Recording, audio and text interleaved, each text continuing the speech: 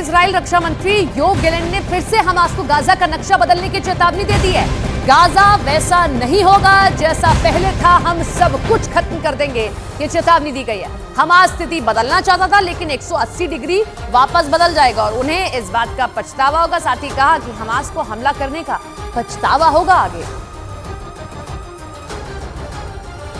इधर लंदन में फिलिस्तीन और इजरायल के समर्थक आपस में भिड़ गए। बताया गया कि वहां इजरायल के दूतावास के बाहर पहले फिलिस्तीन के समर्थकों का हुजूम इकट्ठा हुआ और उन्होंने इजरायल के खिलाफ नारेबाजी शुरू कर दी। थोड़ी ही देर में इजरायल के कई समर्थक भी वहां प्रदर्शन करने पहुंच गए, जिसके बाद फिलिस्तीन और इजरायल के समर्थकों के बीच झड़प हो गई।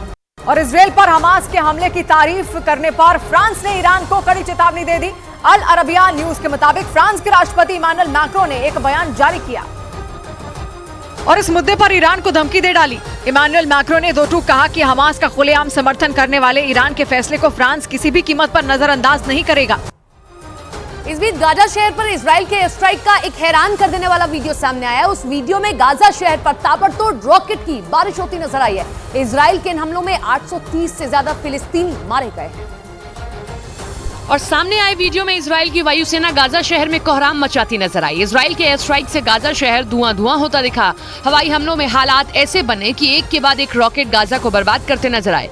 गाजा शहर में इजराइल के हमलों से कई इमारतें जलती नजर आई। इन हमलों के बीच हमास के लड़ाके इजराइल पर रॉकेट दागते नजर आए, लेकिन हमास के उन रॉकेटों को इजराइल की सेना ने आयरन डोम से रोक लिया।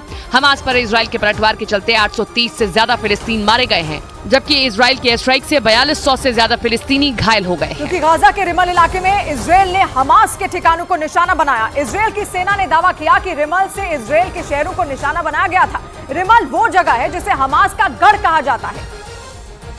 यही वजह रही कि इजराइल ने रिमल में बम बरसाए और एक एक करके कई इमारतों को उड़ा दिया, क्योंकि गाजा पट्टी का रिमल इलाका हमास का गढ़ माना जाता है। और इजराइल ने रिमल और उसके नजदीक के इलाके खान यूनिस में 200 जगहों को निशाना बनाया, जिसमें केवल इमारतें ही नहीं बल्कि सुरंगें और मस्जिद भी शामिल हैं, जिन्हें इजराइल ने अपने हमले में खत्म कर दिया। हमास का रिमल में यह हमला रात में भी जारी रहा, क्योंकि इजराइल पर भी हमले हो रहे हैं। और उसका दावा है कि इजराइल में दागी गई ज्यादातर मिसाइलें रिमल इलाके से ही आई हैं, क्योंकि हमास ने गाजा के रिमल इलाके को लॉन्च पैड की तरह इस्तेमाल किया है। जिसके बाद इजराइल ने हमास की रीढ़ की हड्डी तोड़नी शुरू कर दी, क्योंकि उसके ठिकाने ही उसकी रीढ़ की हड्डी हैं, जिन्हें इजराइल बर्बाद कर रहा है। इजराइल के मीडिया ने दावा किया है कि इजराइल की सेना को हमास के लड़ाकों के 1500 शव मिले। यानी इजराइल ने केवल हमास के ठिकाने ही नहीं उड़ाए, बल्कि उसके सैकड़ों लड़ाकों को भी मौत की घाट उतार दिया। इजराइल की नौसेना ने भूमध्य सागर में भी अपने सैनिकों की संख्या बढ़ा दी है। इससे पहले अमेरिका ने भी अपनी जंगी जहाज भूमध्य सागर में भेज दिए थे, क्योंकि समंदर के इस इलाके से इजराइल पर हमले का खतरा है।